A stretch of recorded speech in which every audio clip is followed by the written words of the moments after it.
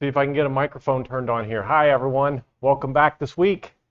We have got a jammed-packed program planned for you guys this week that is all about solar panels. That has been my #1 question for the last couple of months. And last week's live stream that had some stuff about solar panels in it didn't do anything but cause a lot more questions. So, in an effort to make sure that I cover the items that are most important to you, that is what this week is going to be about. We are going to cover everything from a 1 kilowatt solar panel system up to a 20 kilowatt solar system. I've got some examples of house sizes, shed sizes, and things like that that they'll be useful for. And please, if you have questions, I encourage questions. I encourage feedback and two-way conversation during the live stream. As always, I will take any question, and we will take a look real quick at one that already has come through from Tommy. Tommy, I have not forgot your question. I just want to get through some of the news first, and then we will definitely, when we get to this section in the program, I will talk about cost-effective charge controllers, give you my opinion on them, show you a few of them on Amazon and a few other places, and we'll go through that in great detail. So I did not forget you. I did not miss your message. I'm just going to come back to it when we get through a few of these initial items here so that we give everybody else a chance to get online. And thank you for the question. Okay. I have switched computers this week, so if there are glitches, it's not my problem. It wasn't my fault. It was somebody else's fault. Whoever hooked my computer up for me. Oh, wait, that was me. Never mind, it's my fault. Okay, so I have as typical, I want to start with a little bit of news in the solar industry. It was a little bit of a slow week in the solar industry this week, but one of the things that really caught my eye is that there is some reports going on, believe it or not, and I'm totally stunned by this result, and maybe it won't surprise all of you. I'd love to hear if any of you had heard of this before, but the data shows that solar is at its 6 gigawatts through July of 2025, meaning that solar will overtake wind total capacity next year and coal total capacity within 3 years. If that growth continues, that is amazing, because I honestly did not think that solar was that big of an impact on the industry as a whole. But we'll get down a little bit later and we'll talk about why there are some of these changes, because when I saw that in the news, I'm like, okay, so why is that? How and why is it growing like that? 75% of new capacity added in the U.S. is solar. Now, will some of that be because of the incentives that were going on and all of that? Probably. It wouldn't surprise me if that was the case, but um, you know, who knows? The 75% is still a considerable amount. Also, coal seems to be on the exit, which is kind of surprising the way things have gone politically lately. They're still expiring and retiring coal plants and stuff like that. But anyway, the news here from my perspective isn't any of that. I was more interested in seeing just the magnitude of growth, and 16 gigawatts is a lot of growth in the last year, or at least in the last half of this year, the first half of 2025 anyway. Moving on to other subjects, solar module prices are expected to rise around 9% in Q4 2025. This is where it is very important to understand the impact of the tax credit that will be done at the end of the year. So I put some notes in here that I looked up on the thing. I openly will tell you I am not an accountant. This is my interpretation of it. Please do not take this to mean that this is the holy grail of it. But residential tax credits are good through the end of 2025. And under that OBB, it's OBBB, the expenditures after December 31st will no longer be good. So some of the points that you could take away from this: it must be in service by December 31st, 2025. What qualifies in this arena would be your solar panels, any new batteries that you've ordered, any inverters that you get, any wiring, racking, and the labor to get it installed. But it has to be in service by December 31st, 2025. Now, what I would keep, and this you want to go to your accountant, but what I would keep based on the IRS form 5695 is I would keep the receipts and the commissioning documents for any of solar systems that you get installed.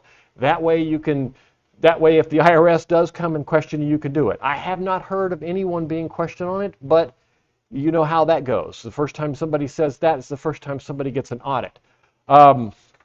So please remember, I'm not an accountant. I'm not a tax attorney. I'm telling you my opinion and my interpretation, which doesn't mean diddly when it comes to the IRS. So, but solar panels are expected to take that 9% jump. And that is going to be driven by the Chinese import-export type regulations being changed around and moving around, and higher demand because of the tax credit being sealed off. So the fact is that it is the what we call the ultra cheap crash of solar panels is basically coming to an end, but they are expected to drop again after the first of the year. But without the solar credits, it's kind of going to be a hard one to swallow. So it still ends up being a good thing. I do have a QR code for you guys. See if I can get it here to show up. There we go. So this QR code will take you to the same links that are in the description below. There is a link for new solar panels and a discount code for those, and a link for used solar panels. And we will, as we go through the day, I will give you some idea of which ones I look forward to, which ones I've used, which ones I've heard good things about, and so on and so forth. Unfortunately, in this industry, you don't get to use a whole lot of panels yourself, but you do get feedback on quite a bit of them. So I did specifically included a link down there for used panels. If I've had one, I've had 1,000 questions that say, where do I get good used panels? I will talk about it in depth a little bit later. We will actually take a look at the link that I've provided, and I'll kind of walk you through some of them and some of the notes that you need to take into account when you're looking at those used panels, and some of the things that are there so you don't get any surprises. Okay. So one of the things that got my curiosity up is why there was so much growth in the solar industry as opposed to the other power sources going on. Especially when there seemed to be a huge push in the other direction. And one of the things is, and I had wasn't even really aware that this was a thing. It makes sense that it's a thing. I guess I've heard some feedback about it, but there's called community solar, um, uh, community solar projects themselves. And so what a community solar project is an area, a group of folks in a particular neighborhood or a particular area. The builders come in and they build a solar farm for that group of people. Now, you as a buyer of a home in that area is covered under your HOA and stuff like that. You have a solar farm that you have invested in that helps provide your neighborhood with power. This is apparently a huge thing, and I did not even know it. Now, it is taking a bit of a slump in year over year, first half of 2025 growth, but that is what has contributed a huge factor to the growth this year with solar farms, and solar production.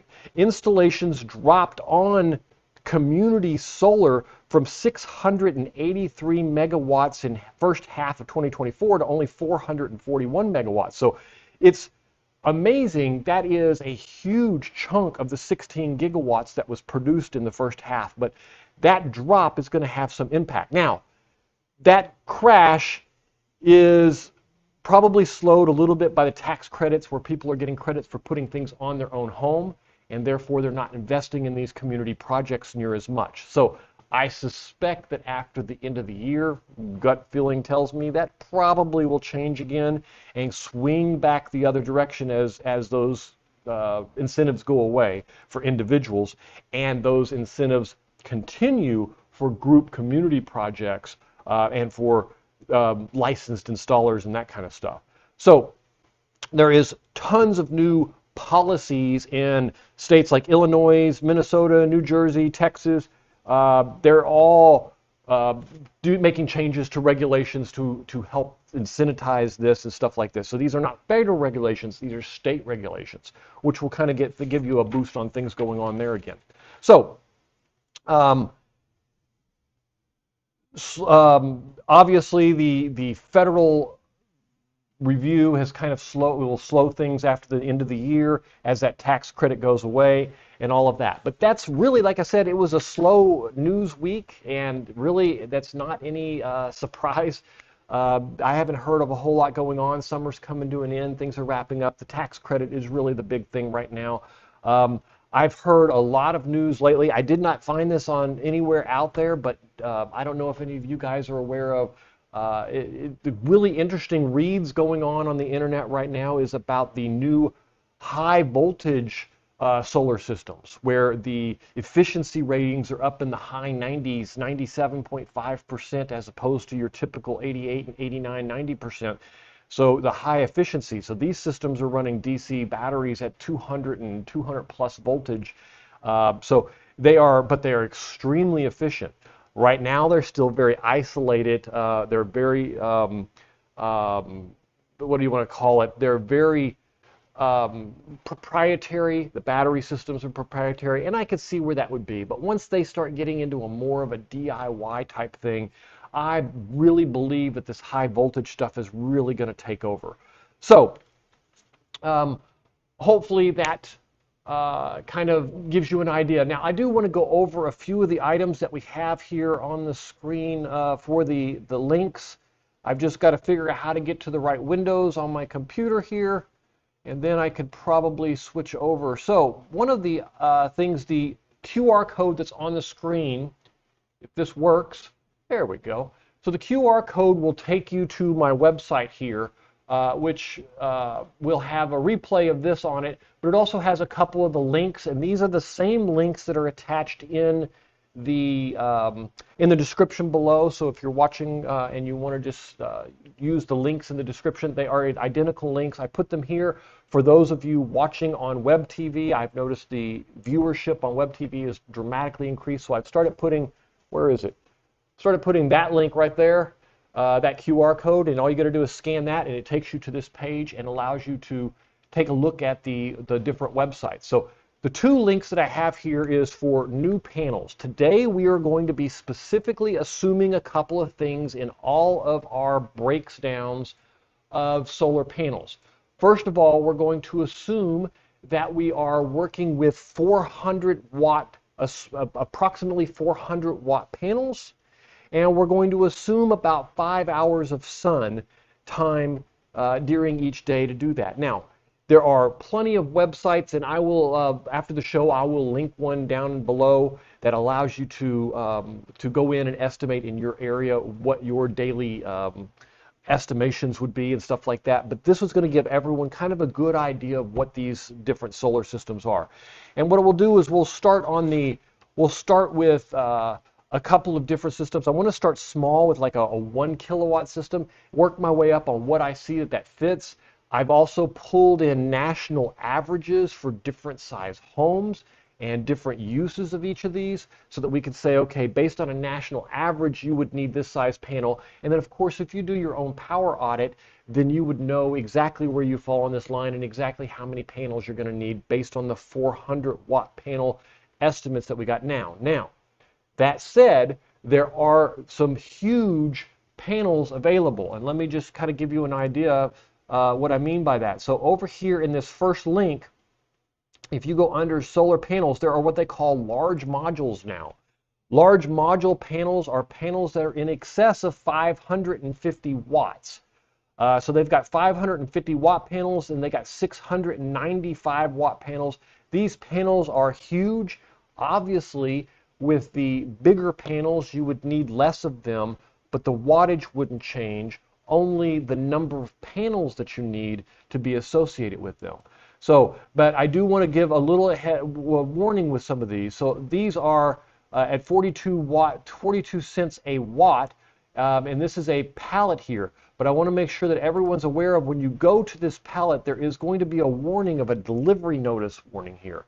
And what this means is that the delivery truck can't drop these off at your house. You have to have a commercial building loading dock simply because they can't get them off the truck unless they go into a loading dock. In other words, they can't, you've seen them where they use the Tommy lifts and they kind of turn them sideways and then they lower it down and then they take them out. With these panels, they can't do this. They have to be able to drive onto a dock. So pay very close attention to that. Don't order these and have them get all the way across the country to find out that you can't even get them off the truck because they will not unload them. So that said, let's just get started here and start off with, and I'm going to, as we go along today, I'm going to kind of fill in the whiteboard on the different size systems that we're talking about. So the first system I want to talk about over here on the whiteboard is going to be what I'm calling a tiny home or an RV or a cabin. Now, a tiny home, an RV, and a cabin, and these, please keep in mind that I'm looking at this from approximately, I'll put approximate square footage here of 150 square feet to 400 square feet. Now, this means that you can apply this. This means that you can apply this to pretty much anything that's in this range of square footage between 150 and 400. The names over here are just suggesting if you've got a small RV that's, a couple hundred square feet, or a small cabin that's a couple hundred small feet, or a really small house maybe in a condo, or not even a condo, in a townhome or something along those lines, this would be where you would kind of fill in and see that you would fall into. Now, what you would need for this, and I'm recommending somewhere between 1 to 2 kilowatts of solar panels. Now, what does this mean? So if we're working with a 4 kilowatt, let me try that again. If we're working with a 400 watt solar panel, this would mean that you would need, for the 1 kilowatt, you would need 3 panels, and for the 2,000 kilowatt, you would need 5 panels. Now, so this is our very first, and I do want to go through, okay, there we go. So this will bring in, for 1 kilowatt to 2 kilowatts, somewhere between, and I'm just going to put on here, this will produce, and these are estimates based on national averages of solar panel production with a standard configuration on these. And this will vary based on shading. It'll vary based on your location. It'll also vary based on how you've got them tilted and stuff like that. But I used national averages to give everyone an idea, at least a good starting point of where you would fall and what that would take from you. These can produce on the small side, on the 1 kilowatt side, and let's just talk about 1 kilowatts first. So you have the 1 kilowatt for the 3 panels at 400 watts, and you're going to produce somewhere in the range of about 5 kilowatt hours of energy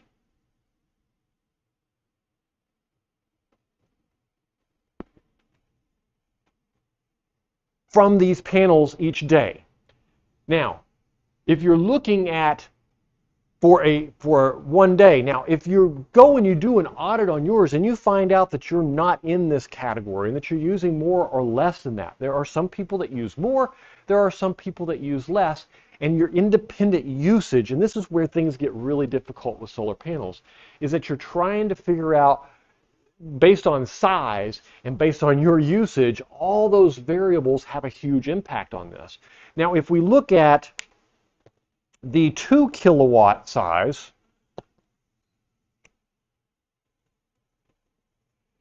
it's going to produce around 10 kilowatts, which math would tell you it'd be twice as many panels, you'd have twice as much energy. So the one thing here to recognize is kilowatt and kilowatt hours, and I just want to briefly go over this. So kilowatts is power, meaning if I have a solar panel that's producing 400 watts of power, it's producing it all the time, constantly as it goes along. But if it produces exactly 400 kilowatts of power for 1 hour, that would be a kilowatt hour equals energy. And energy is basically a stored amount of power. So it's stored over a period of time. Now, we talk about kilowatts in the hour sense, but you can divide this in any way. So if you're producing a kilowatt, 1 kilowatt of power for an hour straight, then you can actually use half of that energy over a 2-hour period, or a quarter of that energy over a 4-hour period, or twice that energy over a half an hour period.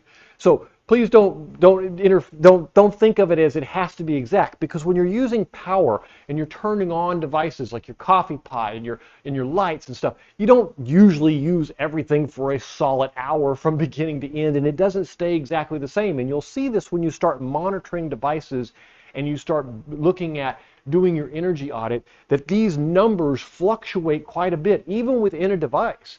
Even within, let's say, a laptop charger, at 1 minute you might be using 8 or 10 watts, and the next minute you might be using 80 or 90 watts. So if you're using 100 watts for, an hour, that would be 100 watt hours. But that's only if you're using 100 watts for a solid hour. And you have to take that variable into use of how much power did you use over that entire period. And this is where it gets really tricky to measure how much of that power you actually used, because the frequency in which you measure it also becomes important. If you only look at what you were using every second, then you would get 3,600 measurements over that hour. But if you're looking at it in hundredths of a second, like the electric company would look at, or at a very high frequency, then you would get a much more accurate representation of that. So I wanted to go over that so that you kind of understand the difference between, when I say kilowatt hour, I'm talking about stored energy in a battery or stored total energy over a period of time. And when I say kilowatts, I'm talking about the power generated for a particular instance. When I turn a coffee pot on and it's using 1500 watts, well, it doesn't tell me how long it uses 1500 watts. It only tells me that it uses 1500 watts. If I say that it uses 1.5 kilowatt hours, that would mean that it either use 1,500 watts for an entire hour, or it use 750 watts for 2 hours, or some variation of that formula to come up with that. So far we've looked at a tiny home, an RV, and a cabin between 150 and 400 square feet. This, if you're interested in looking at panels, the link to do that I can put back up on the screen for you. And there's the QR code will take you to a page that has a link on it, or in the description below you can get the link. Also at this point, if you haven't signed up for the email list, there's a link down there below for that. Make sure you do that. There'll be some giveaways and stuff in the coming months, and make sure you get involved in that. That'll be really cool. I've got some equipment that I'm getting from some of the vendors that they're giving it to me specifically saying, hey, once you demo it and do what you want with it, then please give it away to your viewers and stuff. So that will be coming up in some drawings in the future. Okay, let's move on to a 5 kilowatt system. What is a 5 kilowatt system? And a 5 kilowatt system can be at a small home of 1 to 2 people. And how big of a home? You're looking between 800 and 1200 square feet. Now, I'm going to stress this again. These are using national averages. They are not absolutes. Some people have, take multiple showers in a single day, use a lot more hot water, use their dishwasher a whole lot more, have a bunch of guests over. Whatever the case may be where you're using it, turn your air conditioner down lower. You're in a hotter environment, you're in a cooler environment, you're using more heat, you're using more cool. So please keep in mind these are based on national averages. They're not going to handle you in the extremes of like here in Florida where we use the air conditioner a whole lot more, and they're not going to handle you up in Canada where of course you're going to be using the heater a whole lot more. And those, we're talking more of national averages. So I know I'm going to get some complaints about, well, I have a 900 square foot house and I use 3 times that, or I use half of that. That is going to happen. And if you've done the audit on what you use specifically, then you'll be able to just use the size, or excuse me, your use, and put it into this thing of what you're actually generating. So if you know that you're generating, you're using 7 kilowatt hours a day, then you can go and fall right into this category and know that you need to be somewhere between 1 and 2 kilowatts of solar panels. And then it just becomes a question of, does the 1 or 2 kilowatts of solar panels in your area generate that amount? And that's using a national average also based on your environment. So we need to look at the little bit more details there. Okay, so at this small home at 800 to 1200 square feet, the size that I would recommend for this is the 5 kilowatts of solar panels. Now, how many solar panels is 5 kilowatts? And usually this is a fairly simple mathematical calculation. You've got 5,000 watts divided by 400 panels, which obviously brings you to the 12, I think it's 12, 5,000 divided by,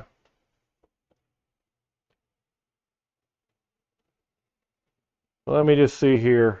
Pull out the old trusty calculator when all else fails. Divided by 400 watt panels, it's 12 and a half panels. So you're looking at, 12 to 13 panels in order to bring in 5 kilowatts of energy. Now,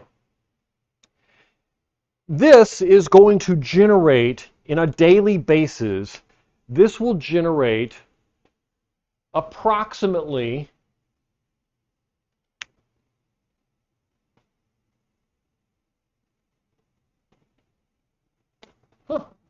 My notes got a mistake. This will generate approximately 20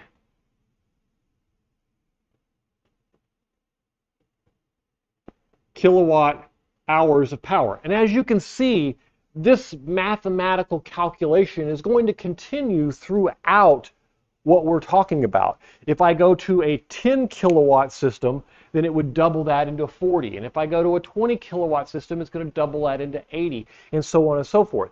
Then it becomes a measurement of how big is your house and how big is your home. So at this point, I'm going to take a little bit of a break. I want to make sure that if there are any questions up to this point that I can cover them. I do have one question from the beginning of the thing from Tommy. I want to go back and answer that. And then I want to look at a couple of the solar panels that we used to build something like this so that you have an idea of what they are. So I'm going to switch back over here to the computer view. And let's go over now and let's talk a little bit about the modules or the panels and the links that I have provided for you here. So the first one obviously is the link here to the solar panels on the new panels that are provided here by Signature Solar. Keep in mind there is a link below and there is a discount code that Signature Solar has given me. That discount code changed on the 1st of the month. So if you've been trying to use the old discount code, please make sure that you do keep in mind that that code listed below, and the code is, and now we can go and take a look at that too, is Matman Solar 50 off. So if you need to get an extra $50 off. Now, Signature Solar has some pretty cool things going on right now. Let me just link back to this. They've got 5% off solar panels going on right now, and also they've got a deal going on, and I thought it was, there it is, there's the promotions. 5% off a site, and they think they have, I thought they had a deal for free shipping over a certain amount. There it is, $50 flat rate shipping for orders over $6,000. So, and with that $50 flat rate shipping, you use that discount code that I've given you, and that's basically free shipping for any order over $6,000. And that will include both your batteries and your inverters, solar panels, inverters. And so that's really cool. It's going to give you a little bit of a break because shipping those type of things is very heavy and very expensive. But let's go back to those panels. I wanted to kind of walk through what I was the kind that I'm talking about when we did this. So I was looking at about 400 watt panels. There are a lot of really good choices out there. And right now they've got these urine peach panels that are 390 watts. They're very reasonably priced, and you can get a pallet of these for almost nothing at this point. Depending on how many of them you need, they do order. You can get these in orders in numbers of anything over 10. Now, there is when you start looking at how much this is going to cost to ship, and the shipping starts to get quite a bit expensive until you hit that range. So I suggest you bundle things together to look at trying to get that shipping into a great thing. But let's look at the stats of one of these, because this is where things become very efficient. So they're almost 20% efficient. They basically run at 48 volts, and they're 390 watts. They do have out here, in addition to these, if you look at, we looked at the large panels, and so you can see here there's a large choice between new panels, pallet panels, individual panels, mobile panels, and large module panels. So they've done a really good job of separating these out recently for us. The large panels are kind of cool to look at, but given that you need a special place to get them shipped, and they're all really large, you need to make sure that you understand how many of those you can mount and where you're going to put them before you do anything there. Then if we look at the second link that I've included here, this is probably one of the most questioned pieces of everything that I get with everything that's going on with a solar shed, and practically every project I use a lot of used panels. They're cheap. I can move them around. I don't have to worry about anything getting broken. And they still produce relatively well, knowing that most panels only have a 0.5% to 1% degradation per year. So even 10-year-old panels are less than 10% degraded. So not much of a big deal there. But if you look at this link here, the interesting thing about this link is that it will take you to a broken link. That's not good. It should take you here, and if that link is truly broken, then I will, there it goes. It's just broken for a few seconds. It should take you here to Santan Solar, and in Santan Solar, they carry a wide range of used panels. Now, I do want to just make sure that you understand when we're talking about used panels, there is a variety of used panels that they provide. They provide used panels that sometimes have flaws in them, sometimes have very cosmetic flaws in them, and sometimes have others. But they are very upfront about it, but you need to pay attention when you're ordering used panels. Keep in mind you're not ordering new panels, and sometimes they do have issues with them that may or may not be of interest to you. So let's just take a look at a few of them and kind of give you an idea of what I mean by that. All right, so let's start off with taking a look at what we have here. What we have here for used panels, they've got some SGG series 250 watt 60 cell poly solar panels with green bus bars. So the thing to remember here is that this is I'm assuming this is and you can always make sure you talk to them if you have problems. I'm assuming that the green bus bar means that there was a manufacturing problem and the black coloring didn't make it on them, and they've got green bus bars instead. But you can see that this is $625 for 25 panels, meaning, let's do the cost breakdown here. 625 divided by 25. These are $25 panels. So I hear people ask me all the time, where did you get the $15 panels? And if you're not familiar with the Solar Shed and where I got the $15 panels, there is a video for that, and I will include a link for that here also. But this is a place where you can go and you can get used solar panels on a consistent basis. I've never gone out here and looked. Now, keep in mind that if you see something here that you want, you need to make sure that you jump on it because they have limited supplies of each one of them. This one says that they're in stock, which is very rare because usually they only have a couple of bundles of each one. They may have gotten quite a few of these in. But look at each one of them, and there's going to be different flaws with them. So here we've got a used good mixed brand 230 to 340, 325 watt panels, a lot of 24. So this is truly a mixed lot, a mixed brand of panels, and you're going to be getting anything from 230 watts to 325 watts. Now, for some people, that means they won't want to put these on their house, and that makes sense. I wouldn't order them to put them on my house neither. But if you are out in the middle of Timbuktu and you have a lot of different solar projects going on and you want to put a couple of panels on a well pump over here and a couple of panels over there, you might get a couple pallets of these, pair them up nicely, and make you some decent systems with very reasonably priced. Because at the same time, these are $840, and a lot of 24 of these is $35 a piece. Now, these don't have a specific warning or a specific note against them. Mixed lot, normal wear and tear.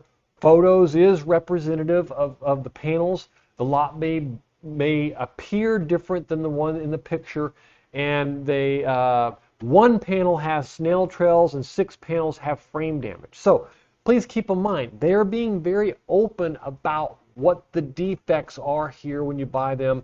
And Santan, I have not got a single complaint from a customer that's ordered them at this point. So if you've got an issue with them, I would love to hear about it, and I'd love to follow up with them. But at this point, I have heard no complaints that the description that they put here represents the panels accurately to what the people use for these, and and what they actually receive when they order them. So please keep that in mind and pay very close attention to what these are actually claiming. So let's go through some more here. Used good mixed lot. This one's 290 to 350, so a little bit more powerful, and a smaller lot of 11 panels here. So if you go into this one, their site is a little bit slow to respond today. Either that or I'm a little bit slow. These are a mixed lot of normal wear and tear. Photos representative. Panels may not appear different than the ones in the picture. So this one doesn't have the same warning as the other one with the snail trails and stuff like that. Modules can bear snow loads up to, and it talks about loads and power features, power output plus 0 to 3% plus or minus 3%, high performance, low conditions, specifications. It does talk about open circuit voltages and stuff like that. Now, my suspicion is that, and I can't, so here you're talking about max power output, circuit power output, is that a lot of these are based on the different, and you'll notice down there the pallets contains sun power, sun edition, LP solar, Q cells, Canadian panels, and Trinia panels. So this one is truly another mixed lot, but you can get them, and they're all fairly representative of the same thing. Now, what would be an interesting question for them, and you can see here there's only one left. This is typical that I've seen from watching them and from what people have told me when they've ordered a lot of the different panels from these folks. Traditionally, they get a bunch of panels in, and I'm assuming it's very similar in nature to the method in which I did it. I don't know if you're aware. I did publish a video on this, and I probably could post a link to it for you guys, and I'll include it in the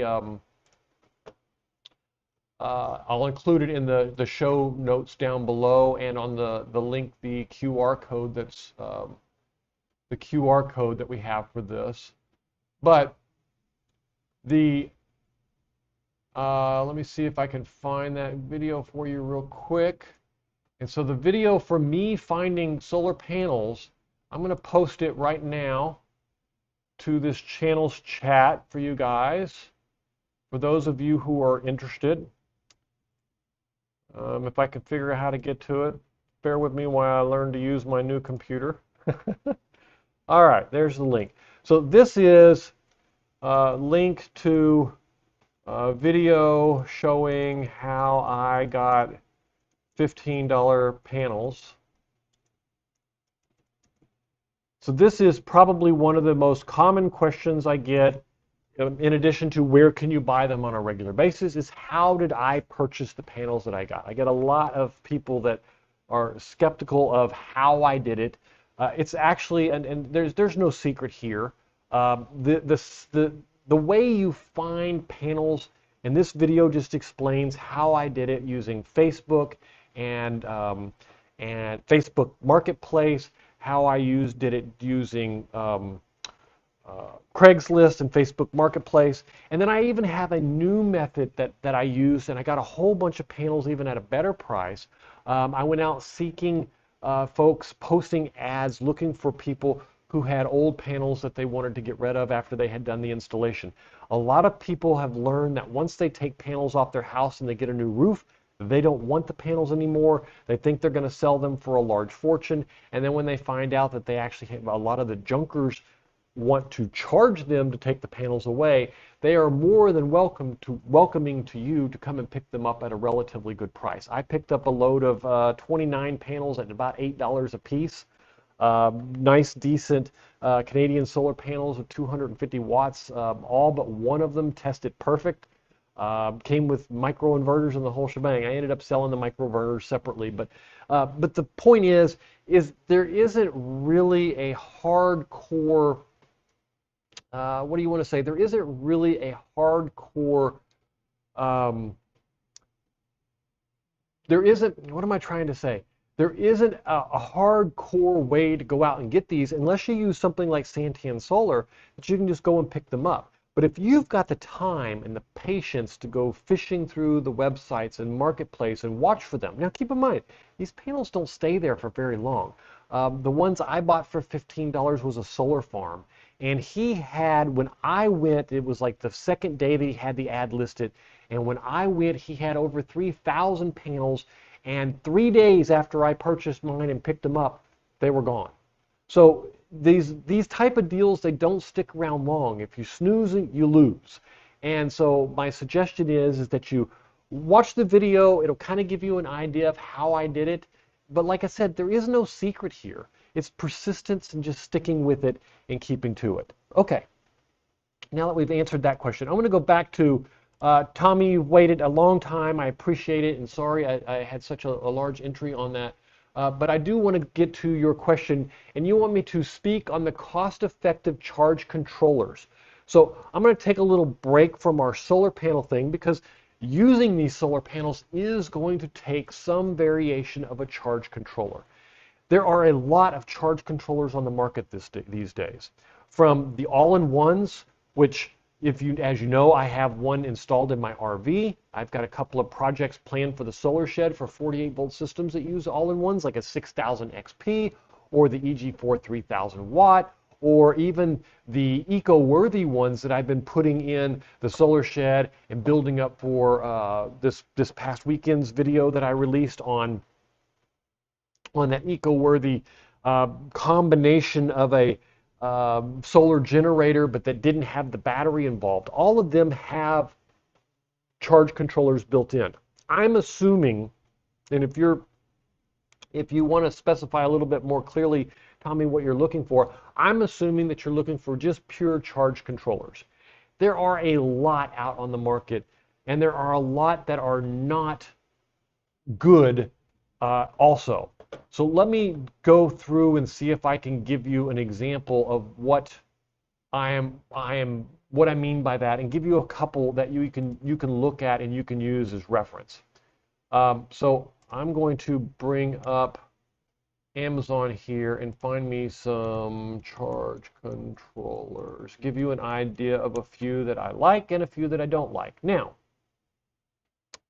the first link that is down there, you can obviously follow it to Signature Solar. They have a lot of different ones. Most of them, the name brands, are going to be the ones that I cover here also. So let me just flip the screen over here to this, and I'm going to take your question off of the screen while I answer it so that it isn't in the our way. I don't know how to take it off. Oh, okay. There we go. All right. So let's talk about the first couple of name brands that come to my mind.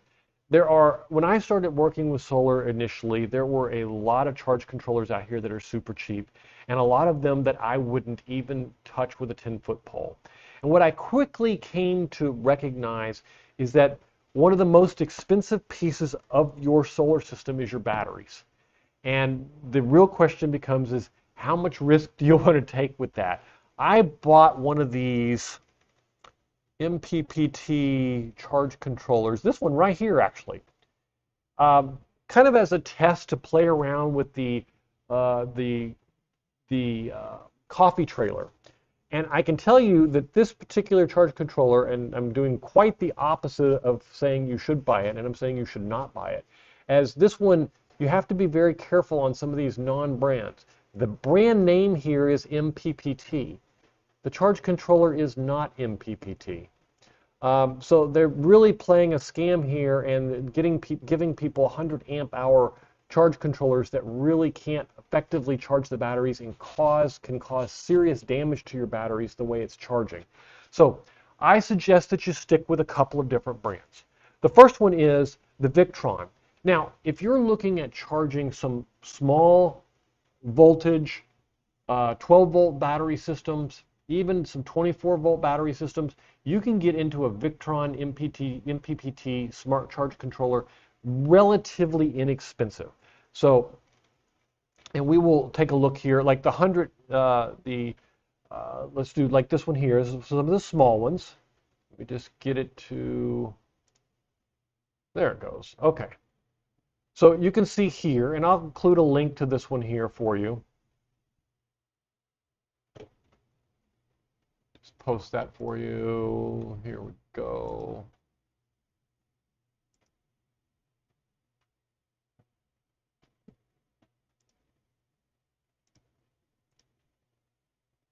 not having any luck pasting that in there. It's going to the wrong channel.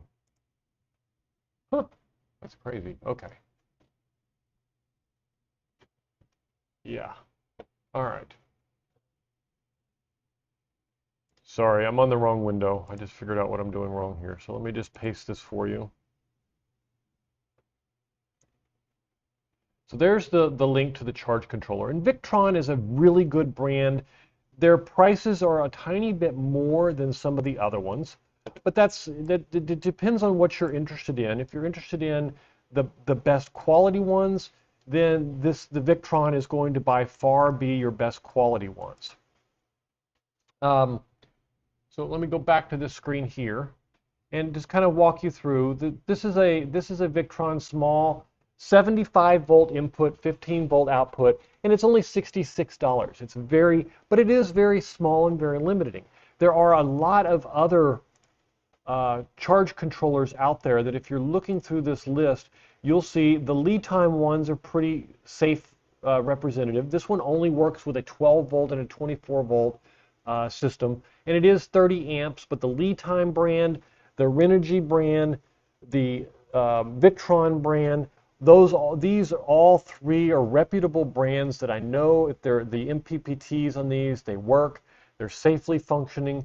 I would be a little bit more careful about the larger charge controllers. And what I mean by that is once they start getting over 35, 40, 50 amps, things start getting very, very dangerous at high amperages. And so you start getting into the 100 amp hour ones like this one here. The wire cabling couldn't even support, the connectors within this couldn't even support the 100 amps, let alone the charge controller itself. The Victrons are an exception to the rule, but you're going to find that once you start getting into the big Victrons, they get quite expensive. And that's because they are handling multiple. But you can go here for and it's going to come down to how many solar panels are you trying to do this with, what are you trying to power with this, and how many. Some people prefer to have multiple charge controllers for each little bundle. And if you're buying used solar panels like the deals we talked about earlier from Santan Solar, that's not necessarily a bad thing. You get a couple of pallets of panels and you have some mixed ones there. You take the mixed ones, you can group them together, and you put each one of them on a different charge controller. Other people like to run them in parallel. I've run them in both ways. There's advantages to both ways, but it just depends on what you're trying to accomplish. But the simple lesson here to remember for cost-effective charge controllers is to stick with, don't go super cheap because you're not going to get what you pay for, or you're going to damage your batteries, which is going to cost you a whole lot more. I would stick with the name brands, the Renogy, the Lead Time, the EcoWorthy, or the Victron, and those four brands pretty much can keep you safe. Now, if you're going with the all-in-ones, and you can see here you have quite a variety. I mean, you're getting up here in the Lead Time one, you have a 12 volt, 24 volt, 48 volt, 60 amp MPPT charge controller for $157. You know that that's a good name brand. They've got great batteries also, so you can pair them together and easily. But keep in mind here, there's no Bluetooth on this particular one. So you're going to have to look at it and kind of play a cost-effective game. I would be very cautious of the off-brand ones here. And unless you're getting one with your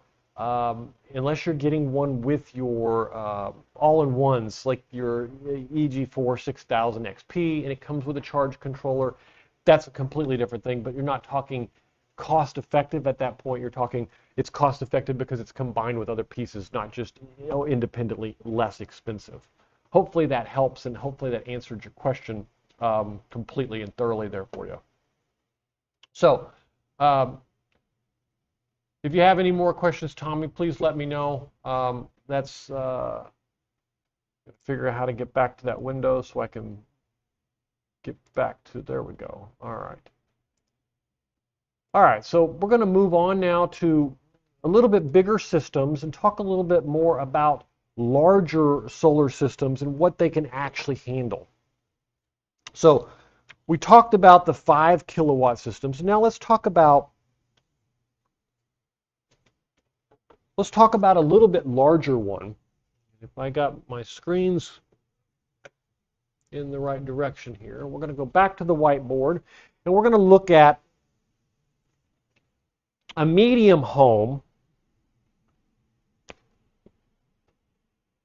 And a medium home, this is going to be somewhere in the range of 1,500 to 2,000 square feet. Now, this is probably more your typical size home. You're talking about, having between 3 to 4 people. And you're talking about using somewhere between 25 and 30, excuse me, medium, 25 and 35 kilowatt hours a day. Now, this is very typical house size. This is where a large portion of America is going to fall into. A large portion of your homes are going to fall into this category here. And you're looking at a solar system of around, for the medium-sized home, somewhere between, I'm just referencing my notes here to see if they sync up. Some of them synced up and some of them didn't. And so somewhere between 7.5 to 10 kilowatts is really what you're looking for. So between 7.5, Matt, 7.5 to 10 kilowatts of panels. And this is going to be somewhere in the range of 19 to 25 panels. So you're no longer looking at a system that you can just put on a couple of racks in your backyard. You might be able to put 25 panels in racks in your backyard, depending on how big your backyard is. But and you're not looking at being able to just find a bunch of space on your roof where all of these can face the same thing. I have a house in Florida with 31 415 watt solar panels, and these generate, and this is 7.5, so it was 31. It's a little bit larger than this. That one generates about 60 kilowatts. This one's going to generate a little bit closer to 37 to 50 kilowatts a day. So on the small side,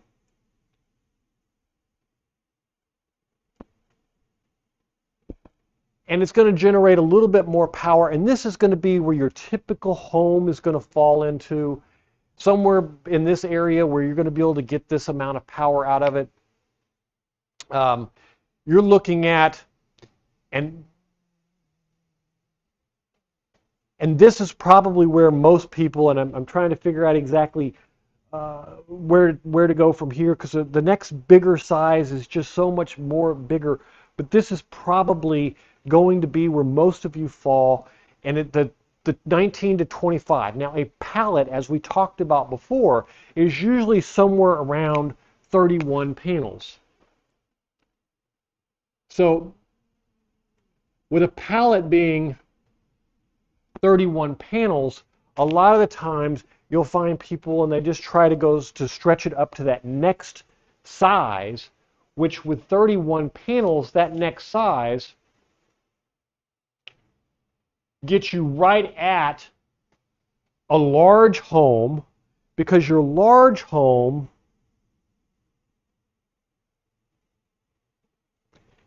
being a little bit bigger at 2,500 to 3,500. My writing is getting very sloppy as the day goes by here. A larger home being 2,500 to 3,500 is going to get you in a system that's between 12 and 15K. 12.5 and 15 kilowatts of solar panels. And this is going to get you up into that 32 to 38 panels. So you can see the reason they put those pallets there is it makes it very easy to do just shy of a pallet or just over a pallet, or take a pallet and add a couple of extra panels to it and get where you need to handle a majority of what's going on. A lot of the installers will order pallets in multiple at a time for multiple homes, and that way they can use the benefit of splitting the pallets but still get the pallet cost. Whether or not they pass that cost savings along to those people that they're installing it for is another question. But you can see here that this system is going to get you up into a much higher size. Now, the one that I've got, a real live example, and this happens at system sizes this big quite frequently. They do what they call over paneling. Now, let me explain what that means. You're basing your production here based on a full input of all of these panels, but during the day, when you talk about the day, let's say it's the sun comes up at, let's say, 7 a.m. and it goes down at, let's say, 6 p.m. During the day, the sun is going to go up and back down. This is the peak of your power. This is where, if you have 12.5 kilowatt hours, this is where you're going to get 12.5 kilowatts of power out of these panels. But you're not going to get this throughout the whole day. So what ends up happening is a lot of installers will recommend that you go with a little cheaper inverter, and they'll only put in a 10 kilowatt inverter. So this means that when the solar panels hit, let's say at this point and this point, when it hits, let's say 12 o'clock noon and to 1 p.m. noon, from this time to this time, it's going to be maxed out because it just trims off this extra stuff up here, and this all gets lost. Now, a lot of people say that all gets lost, and I don't want it to get lost. I want the 12 kilowatt inverter, and that's okay. And a lot of the times, the losses are worth less than the actual cost of the inverter. Keeping in mind that there are different regulations in different states. I know here in Florida, once your system goes over 10 kilowatts, the actual installation gets more expensive because the permitting is different and a lot of things change. So this is one of the ways that they allow you to collect that maximum data, because if you only had the 10 kilowatt hours, then your production graph would look more like this, and you would generate less power all day long, as opposed to just that one little chunk right there in the middle where you're at peak efficiency. So this is why you'll see some of these systems, when you start getting into this, the amount of power generated is different from the actual amount of panels that you have. And a lot of people try to say, okay, I got 12.5 kilowatt hours. Now, I used an average, I believe for all of my statistics, it was an daily average of 4 to 5 hours, sun hours a day. Now, what do I mean by a sun hour? A sun hour is, if you took all of this and averaged it out, there would be a 4 to 5 hour window here in the middle where you get the full production. You don't actually get the full production except at that one little point in the middle of the day. But you could call what we call sun hours, meaning you're going to get an average of this amount for that amount of hours every day. This, of course, is affected by clouds. It's affected by rain. It's definitely affected by snow being on your panels. It's affected by temperature outside. The hotter it is, believe it or not, the worse the panels do. The cooler it is, the better the panels do. As a matter of fact, a lot of adjustments have to be made within these panels to accommodate the higher voltages that come along with cold weather. So that's another thing that these installers have to do. But we're looking at the medium home and the large homes and the different sizes here, and the panels that are the power that these panels need to generate to come up with a number of panels that come around and how much power these houses are going to be using. So this one, the estimates that I've got here are somewhere between 32 and 38 panels. Average daily usage between 45 and 50.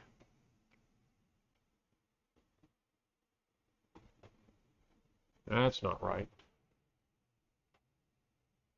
Oh, average usage, yeah. And average usage here is between 25 and 35. And then average usage here was 15 I put 20, it was between 15 and 25. So as you can see, the average usage starts to go up. Now, I have noticed that I live in Florida, so my average usage is higher than this. I have seen peaks in May where my 12.5 kilowatt system that is running on a 10 kilowatt inverter can produce 70 kilowatt hours in a day. Peak. But I've also seen the opposite where you take that 70 kilowatts that you have here, and in the winter it may only generate 30 or 35. So you have to take the good with the bad.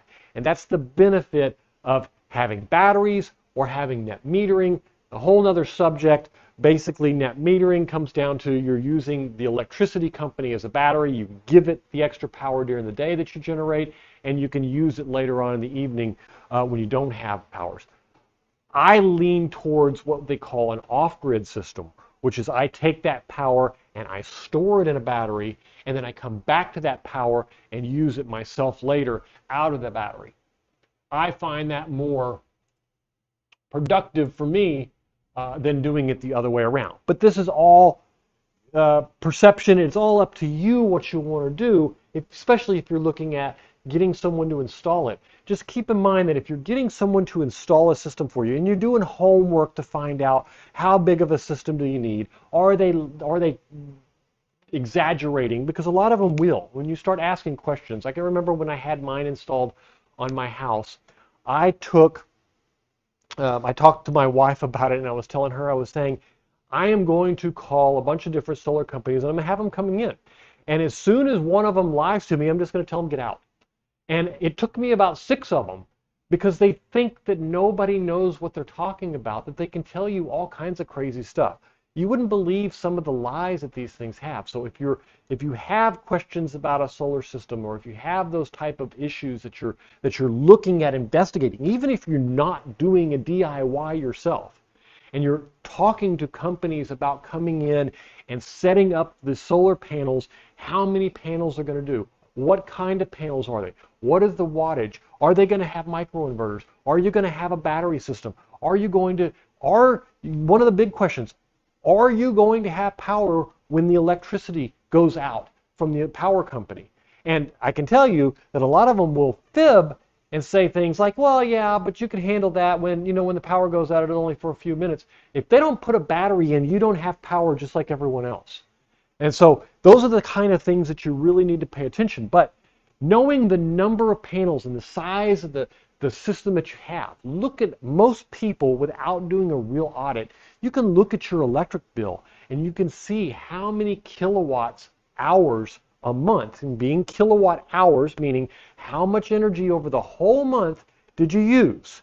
And you can now know that if I'm using X number of kilowatts a month, what these will actually generate on a daily basis. Now, keep in mind, if it's generating it during a 4, 5, 6 hour window in the middle of a day, and you're not storing it, then you don't have it for the rest of the day. So you may have a whole abundance of electricity during the day.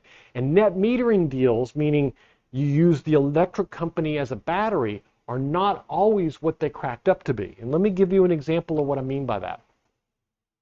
So let's talk about net metering for just a second, since I'm on the subject. I don't know how I get on all these subjects, but I do. So on a net metering basically means it's the net of what comes of your usage is what you get billed for. So you use 100 kilowatts of power from 100 kilowatt hours of power from the electric company. You use it, and let's say you're this house here, and so for 5 days at 20 kilowatt hours, you've used 100 kilowatt hours. That's what the electric company would bill you for. On a net metering, what would happen is during the day, while your solar system is generating, it would be putting back the power. It would cover all of your usages first. So if, let's say, your air conditioner and everything's running and you're currently pulling, let's say, 2 kilowatts of power and you're generating 3 kilowatts of power, then what it's going to do is it's going to send that extra 1 kilowatt to the electric company to cut this down. And what's going to end up happening is the net difference is what you pay. I used 100, I made 85, therefore I only owe for 15. Now, net metering gets very complicated in that's what goes back and forth between the electric company, not what happens within your home. So if you generate the power within your home and you use the power within your home, it ends there and they're unaware of it. There's no cost for it. Now, in net metering, most states, some you can get better deals, and we'll talk about that. In most states, there is a cost to the give and the take. Of course, the electric company does nothing for free.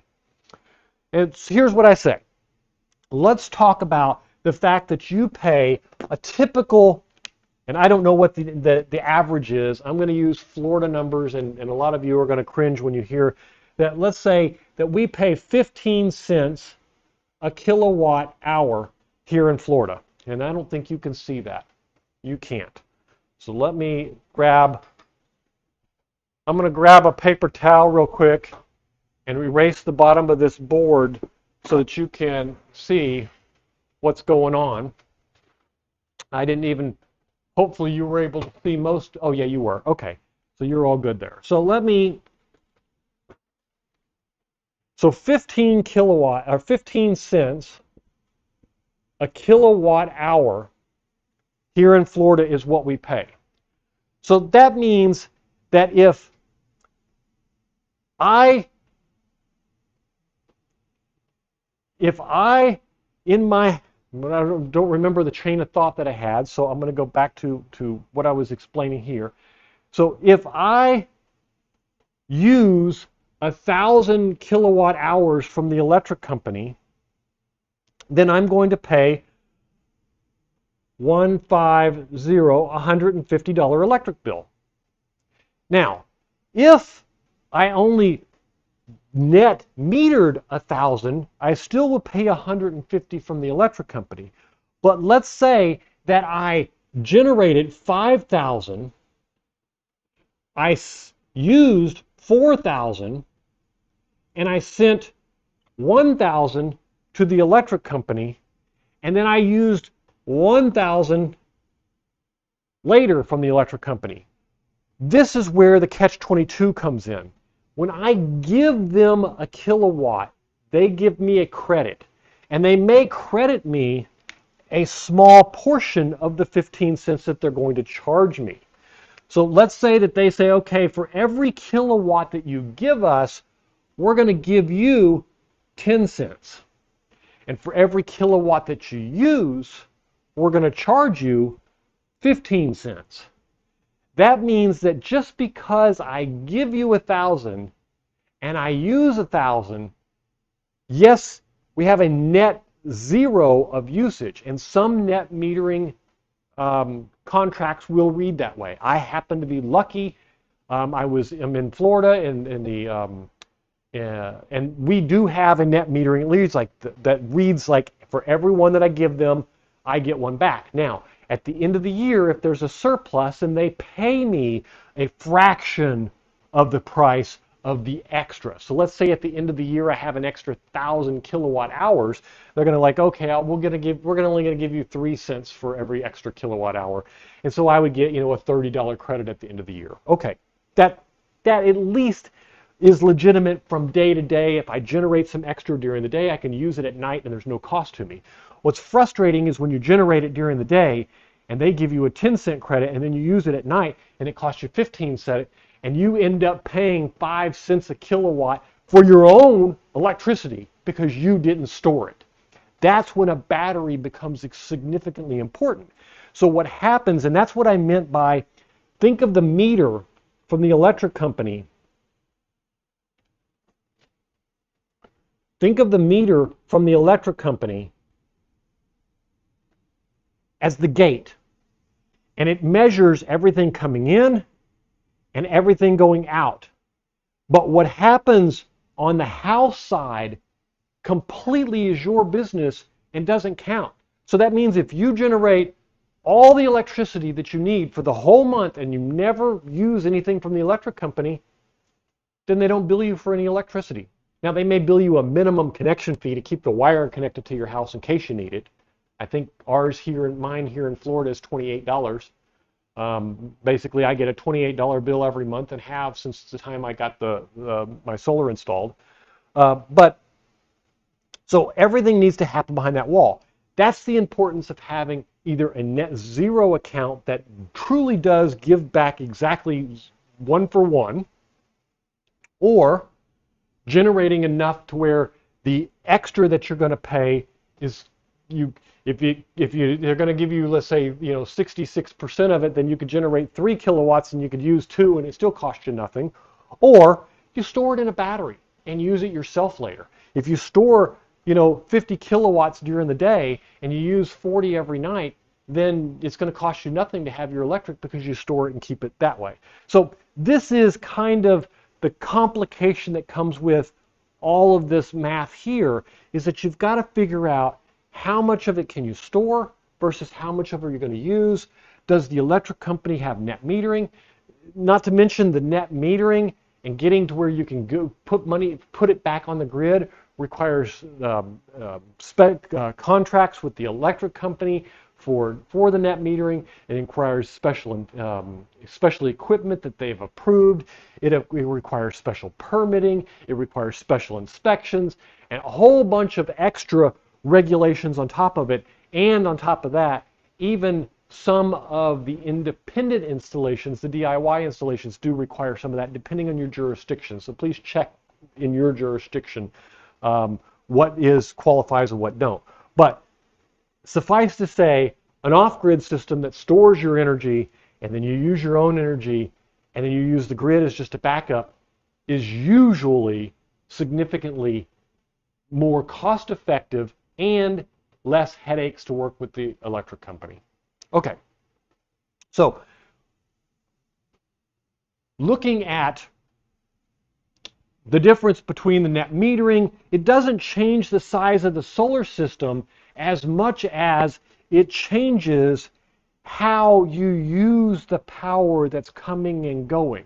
Because if you don't have a way to store the power that you generate during that peak time during the day, then you basically have nothing. Electricity is not like electricity is like rain. If you don't have a bucket to catch the rain, you still have nothing to drink in the middle of the night. It comes down to you either store it, therefore you can use it later, or it's gone and it soaks into the ground and it disappears. So it dissipates and you don't have it anymore. Electricity is very strange that way, that the only way to use it later is to store it. And that's where the batteries come in and are very important. So we've looked at a lot of different size homes here, and a majority of you probably have had it, but I've covered it.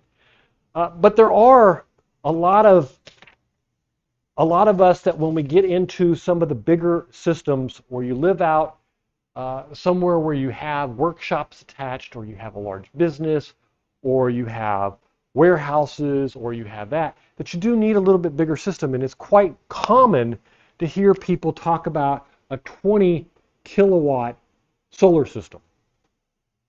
So 20 kilowatt solar system can generate up to 100 kilowatt hours a day.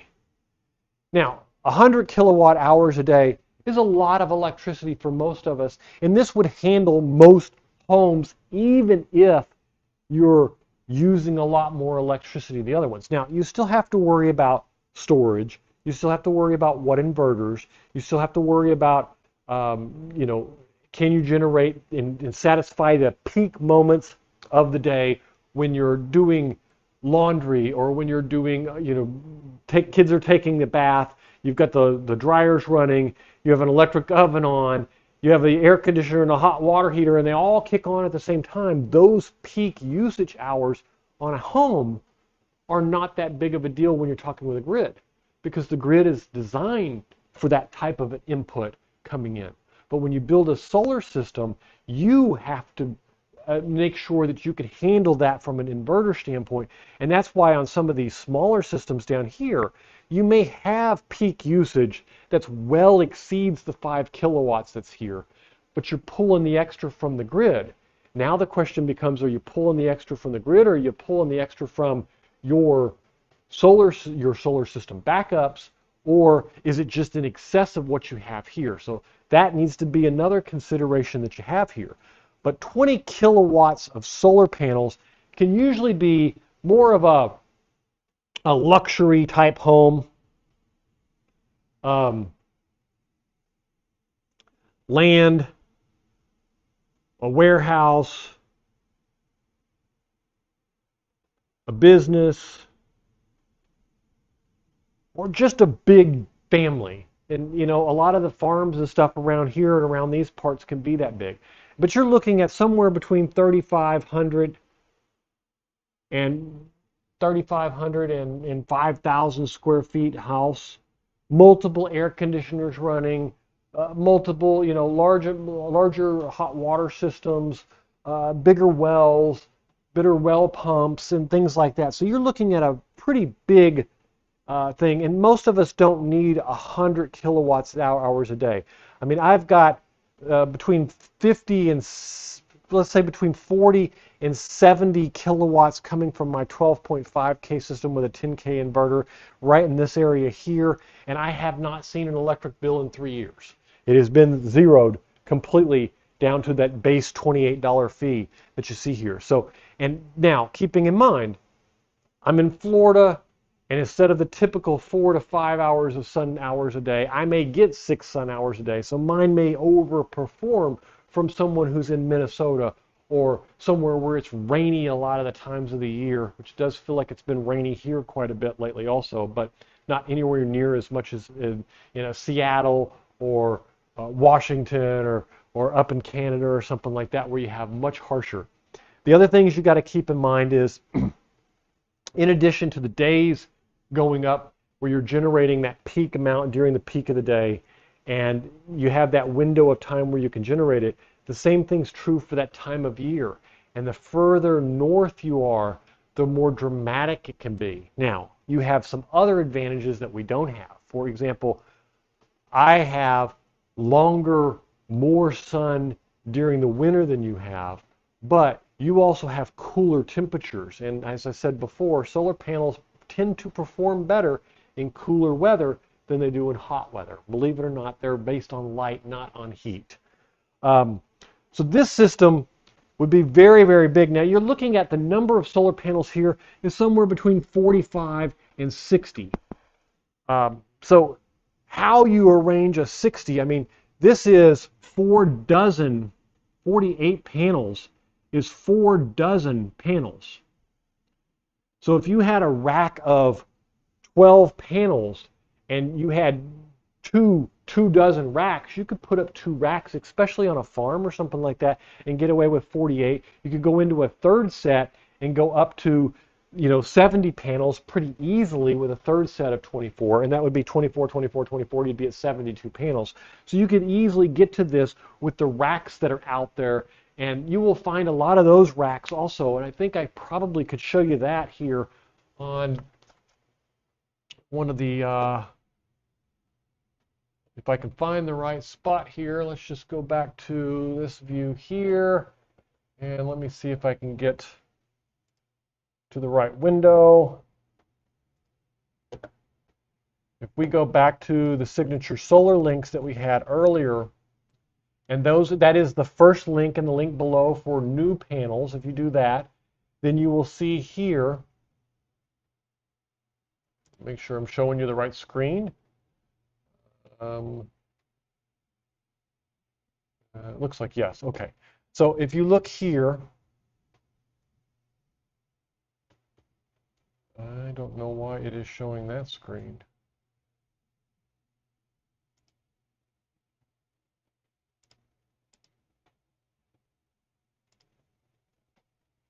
That is weird.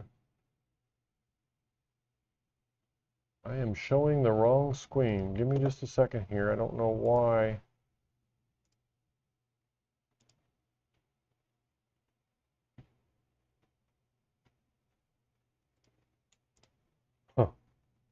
That is strange. I can't show you the screen anymore. All I can show you is my chat window.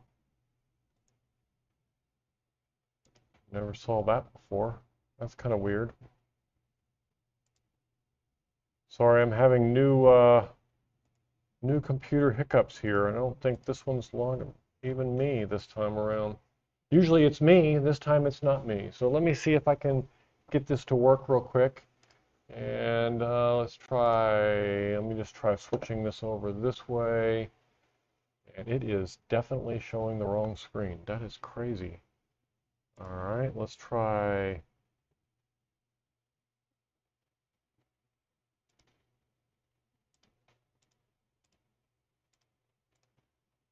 I've never seen anything like it. It doesn't want to do it. All right, let me just launch a new browser window here and see if I can do it that way.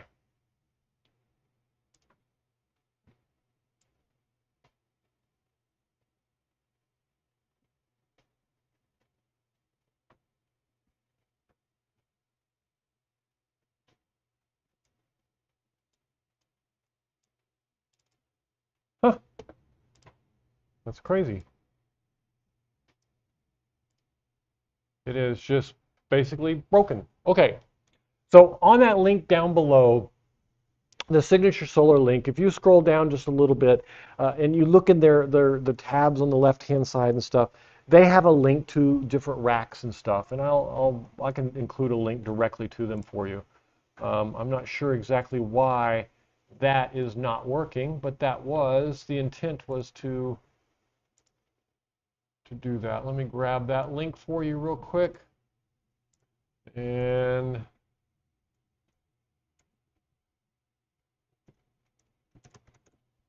go. All right, so I got this list, and then I got this list here.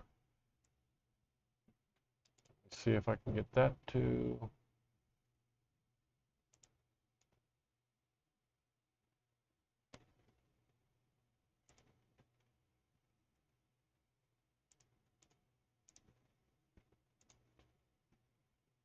That is very strange. All right, I figured out a way to do it. Not my preferred method, but it looks like it will work. So let me see if I can do that. And all right, so here we go. Figured out how to get this to, and now that isn't what it's supposed to be either. Okay, oh, there it is. All right, I can just make that a little bit bigger. Here we go. All right, so I had to move some screens around. It did not like the way that I had done that. So I'm going to take you from this one here. So we're going to launch the Signature Solar website again here. And if you go to this shortcut, links are really starting to drive me crazy.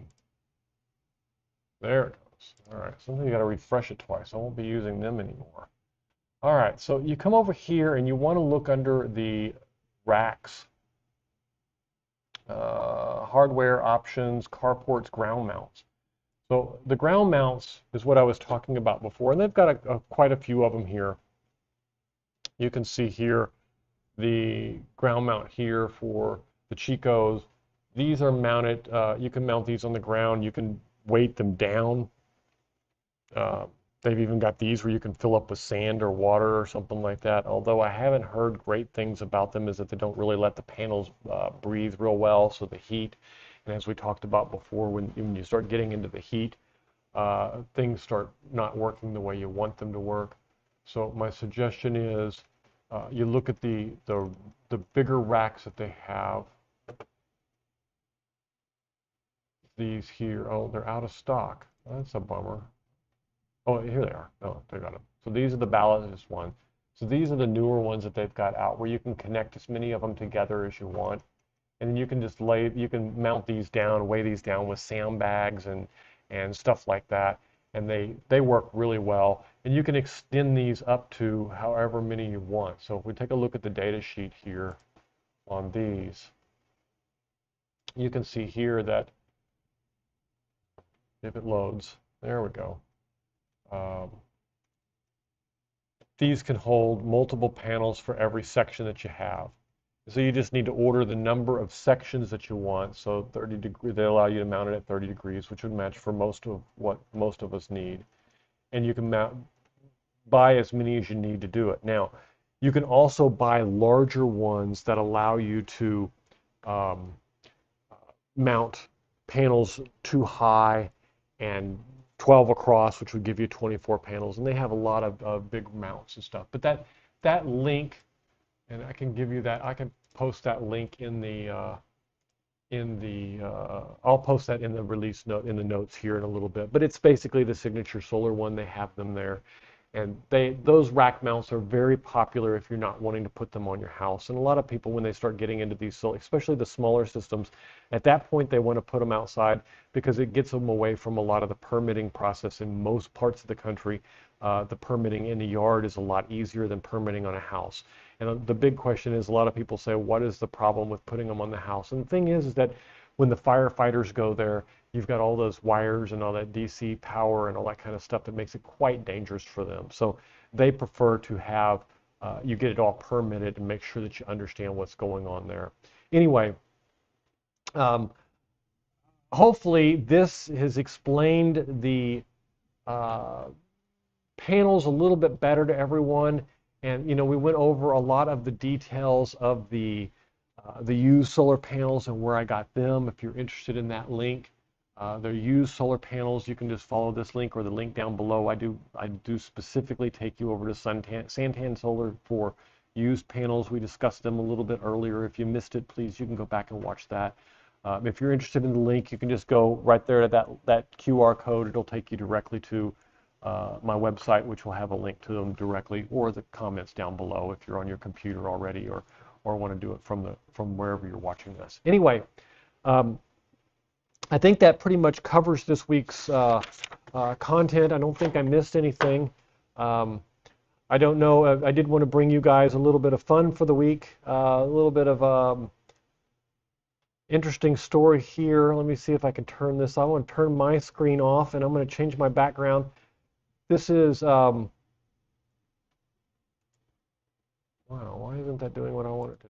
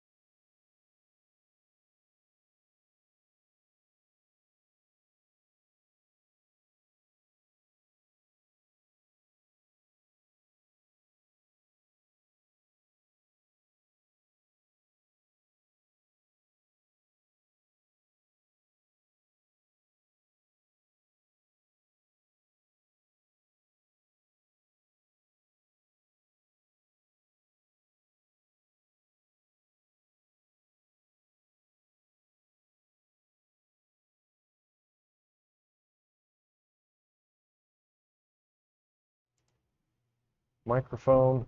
There's my microphone. It's back. Green screen.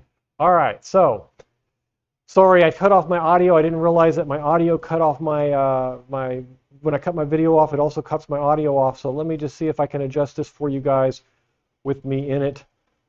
And then that way you can see. So this was a event we went through this weekend that basically was for the Wiener Dog races. And you can see the coffee trailer over there on the side where we basically used the new solar generator that we got from EcoWorthy. The video was out on that. It worked out perfectly. It ran the coffee pots all weekend long, so that was kind of cool. I wanted to give it a real good test and everything. So But it was all for a good cause. It was all basically all the revenue generated here was all donated to this place, and the place that put us up was um, a beer place, so that was kind of cool. There was a lot of good beer and everything. It's a little micro brewery here in Florida. So anyway, just thought I would share that with you guys that there was a lot of dogs. It was a lot of fun, and we did used a lot of solar equipment, and hopefully we can donate and keep that kind of thing going on every year, and we'll let you know about it when we do it. But anyway, I think that's it for the week. If there's no questions or anything, I would like to thank everyone for joining and celebrate a little bit this week for 14,166 subscribers. Thank you so much. The channel continues to grow at a magnificent rate. I do not have all my traditional fireworks and stuff working. I just realized I didn't even configure them. So, but the new videos out this week were fantastic. The one that released this morning was some solar mistakes. That was really good. You should go back and watch that. And the eco-worthy 2,000 watt portable inverter that was basically a solar generator where you attach your own battery was really cool. And that's what I used in the coffee trailer this weekend to run all the coffee pots and everything. And it uses the built-in panels on top of the solar on the coffee trailer to charge and everything. So that was pretty cool. We had a lot of fun, and I do appreciate all of you, and thank you for watching. And if you have questions, please leave them in the comments below. I'll be glad to get back with you, and look forward to seeing you next week. Thanks for watching.